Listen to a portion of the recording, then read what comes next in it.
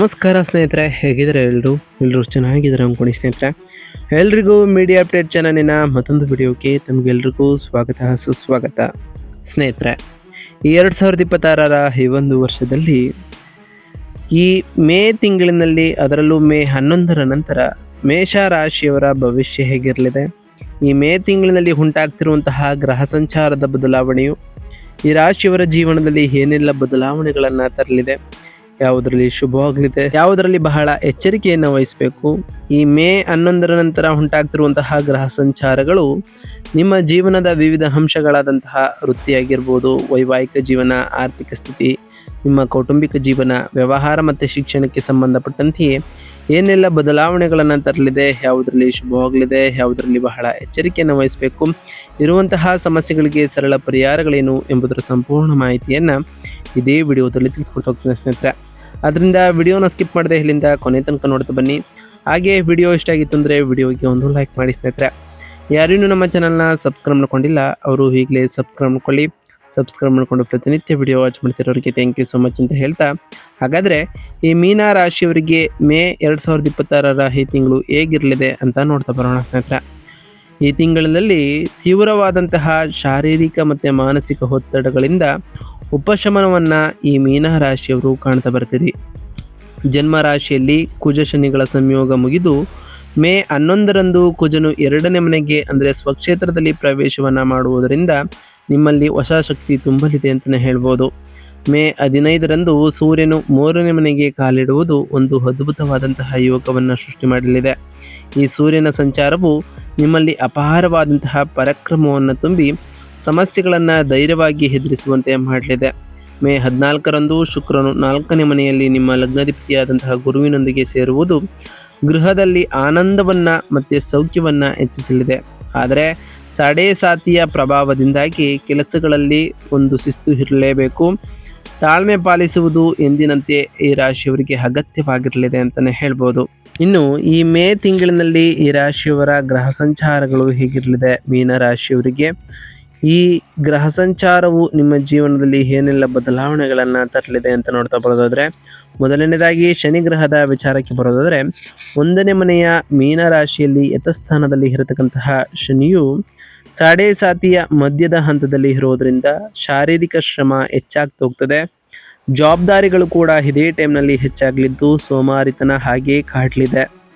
ಮಾನಸಿಕ ಒತ್ತಡವು ಕೂಡ ಶನಿಯ ಸಂಚಾರದ ಈ ಸಮಯದಲ್ಲಿ ನಿಮಗೆ ಉಂಟಾಗಲಿದೆ ಅಂತಲೇ ಹೇಳ್ಬೋದು.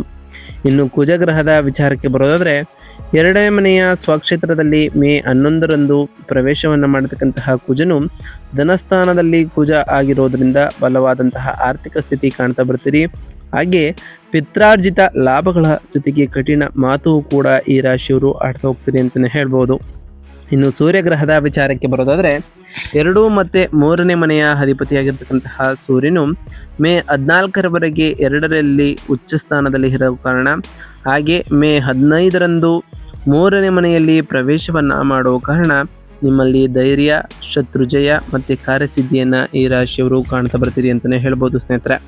ಇನ್ನು ಬುಧ ಗ್ರಹದ ವಿಚಾರಕ್ಕೆ ಬರೋದಾದರೆ, 3ನೇ ಮನೆಗೆ ಮೇ 15ರಿಂದ ಪ್ರವೇಶವನ್ನು ಮಾಡತಕ್ಕಂತಹ ಬುಧನು ಸಂವಹನವನ್ನು ವೃದ್ಧಿ ಮಾಡಲಿದ್ದಾರೆ. ಸಣ್ಣ ಪ್ರಯಾಣಗಳ ಮೂಲಕ ವ್ಯಾಪಾರ ಒಪ್ಪಂದಗಳು ಎದುರಾಗ್ತಾ ಹೋಗ್ತವೆ ಅಂತಲೇ ಹೇಳ್ಬೋದು. ಇನ್ನು ಶುಕ್ರ ಗ್ರಹದ ವಿಚಾರಕ್ಕೆ ಬರೋದಾದರೆ, 4ನೇ ಮನೆಯಲ್ಲಿ ಮೇ 14ರಿಂದ ಪ್ರವೇಶವನ್ನು ಮಾಡತಕ್ಕಂತಹ ಶುಕ್ರನು ಗೃಹ ಸೌಖ್ಯವನ್ನು ಹೆಚ್ಚು ಮಾಡಲಿದ್ದು ವಾಹನ ಲಾಭ ಹಾಗೆ ಕುಟುಂಬದಲ್ಲಿ ಅನ್ಯೋನ್ಯತೆಯನ್ನು ಕೂಡ ಕಾಣ್ತಾ ಬರ್ತೀರಿ ಅಂತಲೇ ಹೇಳ್ಬೋದು. ಇನ್ನು ಗುರುಗ್ರಹದ ವಿಚಾರಕ್ಕೆ ಬರೋದಾದರೆ, 4ನೇ ಮನೆಯ ಮಿಥುನ ರಾಶಿಯಲ್ಲಿ ಯಥಸ್ಥಿತಿಯಲ್ಲಿ ಇರತಕ್ಕಂತಹ ಗುರುವು ವೃತ್ತಿಯಲ್ಲಿ ಸ್ಥಿರತೆಯನ್ನು ತರಲಿದ್ದು ಮಾನಸಿಕ ಪ್ರಶಾಂತತೆ ಮತ್ತು ತಾಯಿಗೆ ಶುಭವನ್ನು ಈ ರಾಶಿಯವರು ನೀಡಲಿದ್ದೀರಿ ಅಂತಲೇ ಹೇಳ್ಬೋದು. ಇದರಿಂದ ಸಾಕಷ್ಟು ಬದಲಾವಣೆಗಳನ್ನು ಕಾಣ್ತಾ ಬರ್ತೀರಿ ಅಂತಲೇ ಹೇಳ್ಬೋದು ಸ್ನೇಹಿತರೆ. ಇನ್ನು ವ್ಯಾಪಾರ ಮತ್ತು ಸ್ವಯಂ ಉದ್ಯೋಗದ ವಿಚಾರಕ್ಕೆ ಬರೋದಾದರೆ, ಈ ರಾಶಿಯವರಿಗೆ ವ್ಯಾಪಾರಸ್ಥರಿಗೆ ಬಹಳ ಉತ್ಸಾಹಭರಿತ ಸಮಯ ಅಂತಲೇ ಹೇಳ್ಬೋದು.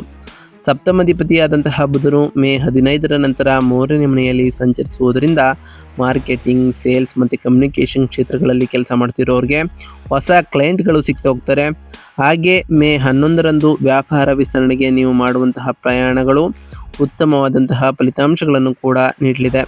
ಮೇ 11ರಂದು ಧನಾಧಿಪತಿಯಾದಂತಹ ಕುಜನೂ ಕೂಡ 2ನೇ ಮನೆಯಲ್ಲಿ ಬಲವಾಗಿರುವುದರಿಂದ ನೀವು ಮಾಡುವಂತಹ ವ್ಯಾಪಾರ ಒಪ್ಪಂದಗಳು ಆರ್ಥಿಕವಾಗಿ ಲಾಭದಾಯಕವಾಗಿರಲಿದ್ದು, 2ನೇ ಮನೆಯಲ್ಲಿ ಶುಕ್ರನಿರುವುದರಿಂದ ಆಟೋಮೊಬೈಲ್ಸ್, ಇಂಟೀರಿಯರ್ ಡಿಸೈನಿಂಗ್ ಹಾಗೆ ರಿಯಲ್ ಎಸ್ಟೇಟ್ ವ್ಯಾಪಾರ ಮಾಡ್ತಿರೋರಿಗೆ ಉತ್ತಮವಾದಂತಹ ಧನಲಾಭವೂ ಆಗಲಿದೆ ಅಂತಲೇ ಹೇಳ್ಬೋದು. ಇನ್ನು ಈ ರಾಶಿಯವರ ಹಣಕಾಸು ಮತ್ತು ಧನಲಾಭದ ವಿಚಾರಕ್ಕೆ ಬರೋದಾದರೆ, ಆರ್ಥಿಕವಾಗಿ ಈ ಮೇ ತಿಂಗಳು ಒಂದು ಮೈಲುಗಲ್ಲು ಅಂತಲೇ ಹೇಳ್ಬೋದು ಈ ರಾಶಿಯವರಿಗೆ. ಅದರಲ್ಲೂ ಮೇ 11ರಂದು ಧನ ಮತ್ತು ಭಾಗ್ಯಾಧಿಪತಿಯಾದಂತಹ ಕುಜನು ತನ್ನ ಸ್ವಂತ ಮನೆಗೆ ಅಂದರೆ 2ನೇ ಮನೆಯ ಮೇಷರಾಶಿಗೆ ತಲುಪುವ ಕಾರಣ ಧನಸ್ಥಾನದಲ್ಲಿ ಸ್ವಕ್ಷೇತ್ರದಲ್ಲಿ ಕುಜನು ಅಖಂಡವಾದಂತಹ ದಾನ ಯೋಗವನ್ನು ನೀಡಲಿದ್ದಾರೆ. ಇದರಿಂದ ನಿಮ್ಮ ಬ್ಯಾಂಕ್ ಬ್ಯಾಲೆನ್ಸ್ ಕೂಡ ಹೆಚ್ಚಾಗ್ತಾ ಹೋಗ್ತದೆ. ಮೇ 14ರವರೆಗೆ 2ನೇ ಮನೆಯಲ್ಲಿ ಉಚ್ಚ ಸ್ಥಾನದಲ್ಲಿ ಸೂರ್ಯನ ಪ್ರಭಾವದಿಂದ ನಿಮ್ಮ ಆಸ್ತಿಗಳ ಮೌಲ್ಯ ಹೆಚ್ಚಾಗುವುದು ಅಥವಾ ಮಾರಾಟದ ಮೂಲಕ ಭಾರಿ ಲಾಭಗಳನ್ನು ಕೂಡ ಕಾಣ್ತುಬರ್ತೀರಿ. ಹಿಂದೆ ನಿಂತು ಹೋಗಿದ್ದಂತಹ ಹಳೆಯ ಬಾಕಿಗಳು ವಸೂಲಿಯಾಗ್ತಾ ಹೋಗ್ತವೆ. ಆದರೆ ಲಗ್ನದಲ್ಲಿ ಶನಿ ಇರುವುದರಿಂದ ಸಂಪಾದಿಸಿದಂತಹ ಹಣವನ್ನು ಭವಿಷ್ಯಕ್ಕಾಗಿ ಜಾಗರೂಕತೆಯಿಂದ ಉಳಿತಾಯ ಮಾಡುವುದು ಕೂಡ ಬಹಳ ಅವಶ್ಯಕ ಅಂತಲೇ ಹೇಳ್ಬೋದು. ಇನ್ನು ಈ ರಾಶಿಯವರ ಆರೋಗ್ಯ ಮತ್ತು ಯೋಗಕ್ಷೇಮದ ವಿಚಾರಕ್ಕೆ ಬರೋದಾದರೆ, ಜನ್ಮ ರಾಶಿಯಲ್ಲಿ ಶನಿ ಇರುವುದರಿಂದ ಶಾರೀರಿಕ ನೋವುಗಳು, ಸೋಮಾರಿತನ ಅಥವಾ ಕೀಲು ನೋವುಗಳು ಆಗಾಗ ಕಾಡುತ್ತಿರಬಹುದು. ಆದರೆ ಮೇ 11ರಂದು ಕುಜನು ಜನ್ಮ ರಾಶಿಯನ್ನು ಬಿಟ್ಟು 2ನೇ ಮನೆಗೆ ಹೋಗುವುದರಿಂದ ಮಾನಸಿಕ ಆತಂಕ ಮತ್ತು ಅಪಾಯಗಳ ಮೂಲಕ ಬಹಳಷ್ಟು ಕಡಿಮೆಯನ್ನು ನೀವು ಕಾಣ್ತಾ ಬರ್ತೀರಿ. ಆದರೆ 2ನೇ ಮನೆಯಲ್ಲಿರ್ತಕ್ಕಂತಹ ಕುಜ ಮತ್ತು ಮೇ 14ರವರೆಗೆ ಅಲ್ಲೇ ಇರುವ ಸೂರ್ಯ ನಿಮ್ಮಲ್ಲಿ ಪಿತ್ತವನ್ನು ಹೆಚ್ಚಿಸಲಿದ್ದಾರೆ. ಇದರಿಂದಾಗಿ ಕಣ್ಣೂರಿ, ಬಾಯಿ ಹುಣ್ಣು ಅಥವಾ ಗಂಟಲಿಗೆ ಸಂಬಂಧಪಟ್ಟಂತಹ ಸಮಸ್ಯೆಗಳು ಬರ್ಬೋದು. ಉಷ್ಣವನ್ನು ಮಾಡುವ ಪದಾರ್ಥಗಳಿಂದ ದೂರವಿದ್ದು ದ್ರವ ಪದಾರ್ಥಗಳನ್ನು ಹೆಚ್ಚಾಗಿ ಸೇವಿಸಬೇಕು ಅಂತಲೇ ಹೇಳ್ಬೋದು.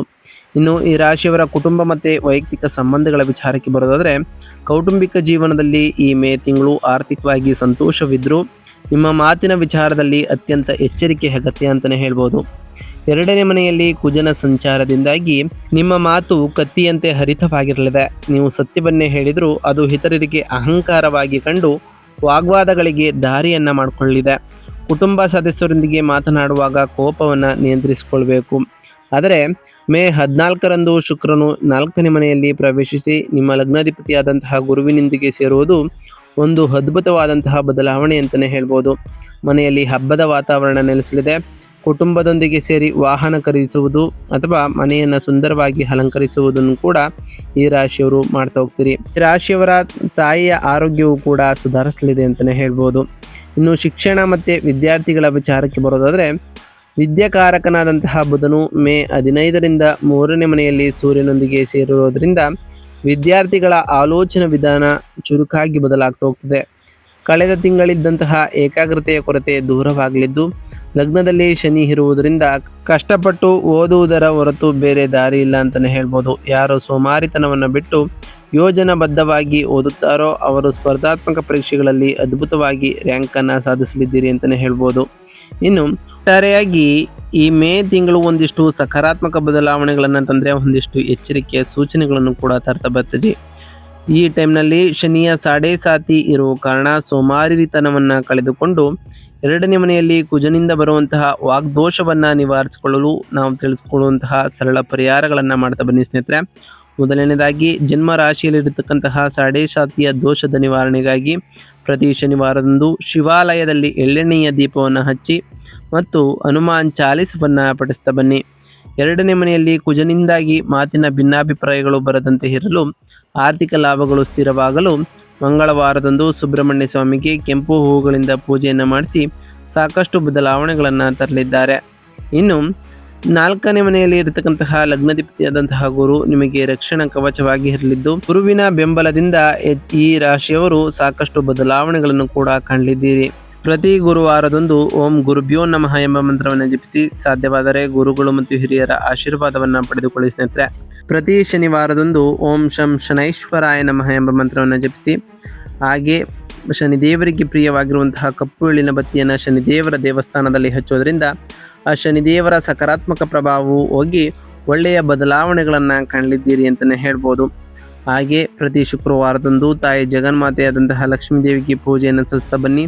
ಇದರಿಂದ ಆ ಲಕ್ಷ್ಮೀ ದೇವಿಯ ಕೃಪೆಗೂ ಕೂಡ ನೀವು ಪಾತ್ರರಾಗಬಹುದಾಗಿದೆ. ನಾವು ತಿಳಿಸ್ಕೊಟ್ಟಿರುವಂತಹ ಈ ಎಲ್ಲ ಸರಳ ಪರಿಹಾರಗಳನ್ನು ಈ ರಾಶಿಯವರು ಮಾಡಿದ್ದೇ ಆದರೆ ಸಾಕಷ್ಟು ಬದಲಾವಣೆಗಳನ್ನು ಕಾಣ್ತಾ ಬರ್ತೀರಿ. ನೀವು ಅಂದುಕೊಂಡಿರುವಂತಹ ಕಾರ್ಯಗಳು ಕೂಡ ಯಾವುದೇ ಅಡೆತಡೆ ಇಲ್ಲದೆ ನೆರವೇರ್ತಾ ಬರ್ತದೆ ಸ್ನೇಹಿತರೆ. ಇದಾಗಿತ್ತು ಇವತ್ತಿನ ಒಂದು ವಿಡಿಯೋ ಸ್ನೇಹಿತರೆ. ವಿಡಿಯೋ ಇಷ್ಟ ಆಗಿತ್ತು ಅಂದರೆ ವಿಡಿಯೋಗೆ ಒಂದು ಲೈಕ್ ಮಾಡಿ.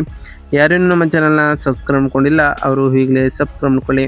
ಸಬ್ಸ್ಕ್ರೈಬ್ ಮಾಡ್ಕೊಂಡು ಪ್ರತಿನಿತ್ಯ ವಿಡಿಯೋ ವಾಚ್ ಮಾಡ್ತಿರೋರಿಗೆ ಥ್ಯಾಂಕ್ ಯು ಸೊ ಮಚ್ ಅಂತ ಹೇಳ್ತಾ, ಹಾಗೆ ಕಮೆಂಟ್ನಲ್ಲಿ ಓಂ ಶನೈಶ್ವರಾಯ ನಮಃ, ಓಂ ಗುರುಭ್ಯೋ ನಮಃ, ಓಂ ಲಕ್ಷ್ಮೀನಾರಾಯಣಾಯ ನಮಃ, ಓಂ ಅಂಗರಾಯಕಾಯ ನಮಃ ಎಂದು ಕಮೆಂಟ್ ಮಾಡಿ ಸ್ನೇಹಿತರೆ.